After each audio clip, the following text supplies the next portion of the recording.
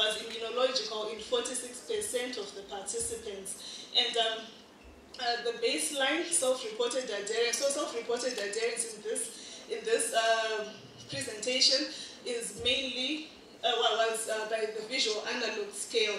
I did not talk about the other scales that we used. I'll mainly talk about the visual analog scale. Then the post, so it was less than 80% in 43% of the participants. And then at the end of phase 1, the post-intervention self-reported adherence was more than 95% in 45%. So this was an improvement from baseline. And this is here I'm reporting the results for both cases and controls. And then self-reported adherence increased in 80% of the participants, and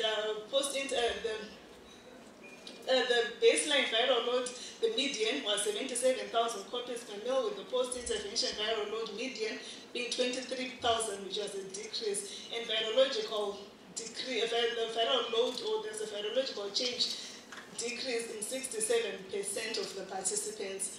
And then in the next slide, I'll compare I'll compare the two treatment arms. So the SC-ART is standard K-ART, and the DART is the intervention arm. So the first column, the second column is for the controls, and the third one is for the cases. So as you notice, there are no differences in the distribution of age, level of education, gender, time on second line art, caregiver status, and WHO clinical stage at initiation for the two intervention arms. So I want to zero in on the last two rows. So we noticed that there was a statistically significant increase in self-reported adherence in the intervention arm, which was 100%, compared to controls, which was 56%. And there was a decrease in the viral load, which was not significant, but there was of 71% compared to 64%. And I'll just talk about the resistance results. They are not on this presentation. They came later after I made this presentation. So we did genotype 20 patients. Out of the 28, 20 were eligible for genotyping. And of the 22 results are still pending. And so they come in twos. 2 are still pending. And 2 were not performed because they were below the assay range. And of the ones that were performed, 12 had no PI mutations, 2 had low-level resistance to artesunate and intermediate resistance to alluvia, being the AE71T and the L90N mutations, and 2 had major mutations to artesunate, being 150L, L10F, Q58E, A71I, and I84V. So in summary, so far we're still collecting data. So far we know that there is a statistically significant increase in self-reported adherence that occurs when you sort of boost adherence by conducting home visits or administering modified directly intervention antiretroviral therapy, and there is an increase in virological outcome, though not statistically significant at this point. Thank you.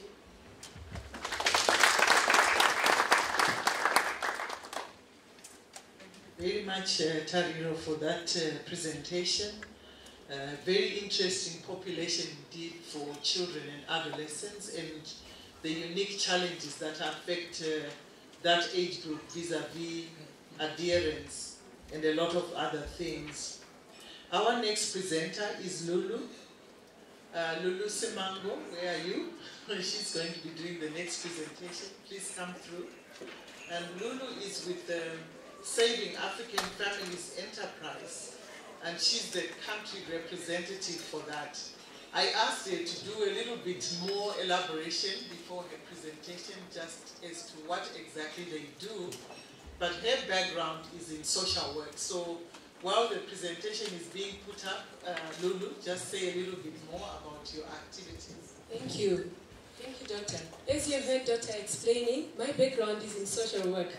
and I'm with the organization called Saving African Families Enterprise, which is American-based, but we have an office here. As you can see, Saving African Families Enterprise, a rural art monitoring project. Yes, so we work more in the rural areas.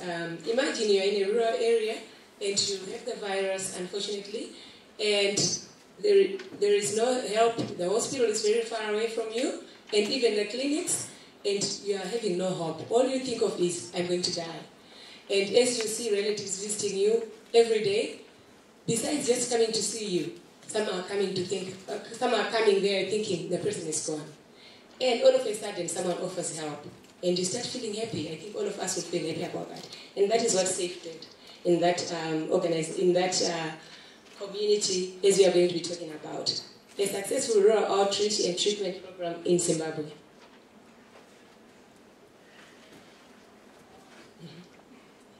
Yes, so SAFE's mission statement is, it's a non-profit humanitarian organization led by volunteers, provides medical and other assistance to mothers, fathers, and children living with the virus, as well as even the orphans as well in Africa. And it seeks to prevent through public education programs the spread of HIV and AIDS. And as you can see, that's our website. So this is mainly the place, like I have mentioned, we mainly work in the rural areas because these people find difficulties in getting close to the hospital or even receiving treatment. So for the past 5-6 years, we've been working around this area, Karoi, in Hurungwe district. So that's 3 hours somewhere there. That's 212 kilometers from Harare. This is where we are. So when we get here, we don't really work here, but we go to the other places which are more rural, out of the city, out of this little town here. But long back when we started this program, we came together with the Salvation Army headquarters in Zimbabwe so that we could help these people. Because the Salvation Army has been doing a lot of work in that area, in the Hurungwe district. So we, as SAFE, offer to assist, educate, and also inform these people. So we've been doing a lot of work here with the people in the surroundings. And now we'll be talking about the Nyamtora project, which we have been working with the people. As you can see here, these are the people that we've been working with, helping them so that we assist each other. So SAFE, realizing that Karoi Hospital, which is nearest to the people, it was too many Ks. It's too many Ks from where they stay. So as SAFE, we've been helping transporting the people from their rural areas because they came together. With the help of Salvation Army, we encourage them to form support groups. And then we would educate them and speak to them and socialize and tell them the importance of being part of the support groups and taking their medication.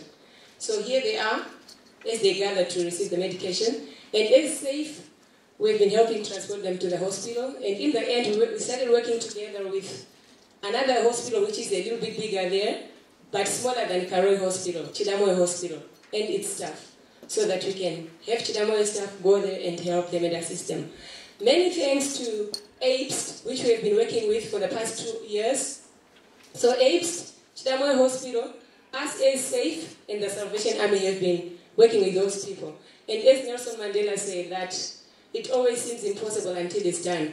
We are almost there, and we are happy that the community is happy and things are working out. Ben.